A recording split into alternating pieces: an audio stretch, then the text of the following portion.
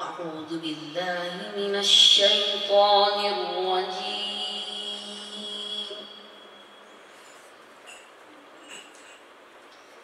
بسم الله الرحمن الرحيم.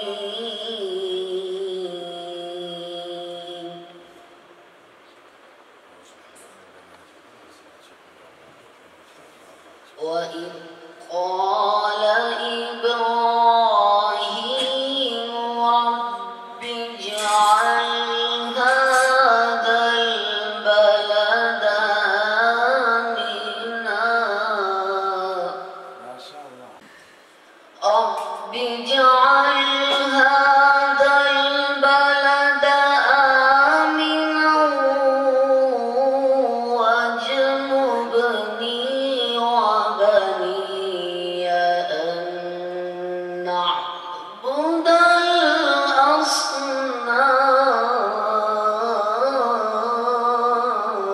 ما شاء الله ما شاء الله.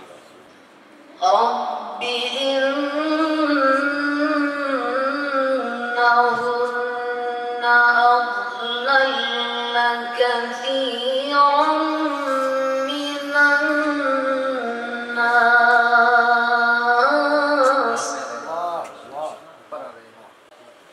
رب إنهن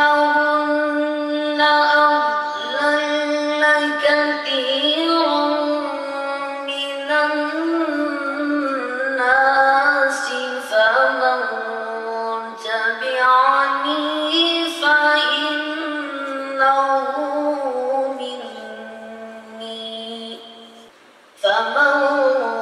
تبعني فإنه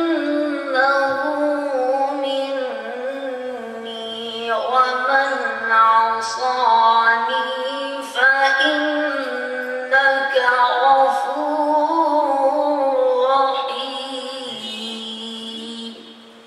ربنا إني أسكنت من ذريتي بواد غير ذي زرع عند بيتك المحرم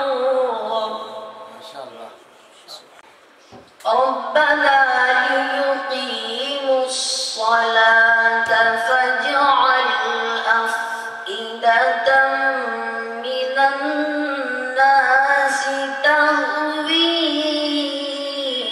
إليهم وارزقهم من الثمرات لعلهم يشكرون. ربنا إنك تعلم ما نخفي وما نعلن وما يخفى على الله من شيء في الأرض ولا في السماء.